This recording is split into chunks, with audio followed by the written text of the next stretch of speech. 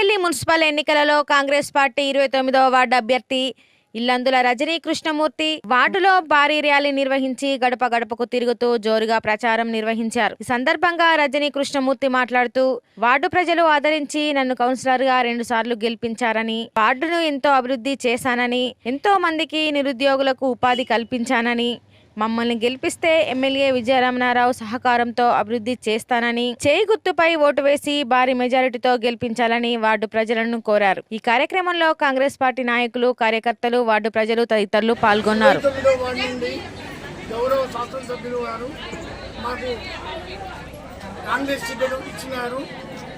ఈ 29వ వార్డు ప్రజలందరికీ పేరు పేరున శిరస్సు వంచి నమస్కరిస్తున్నాను.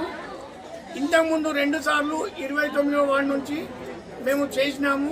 మీరందరూ ఆశీర్వదించి మమ్మల్ని గెలిపించినారు.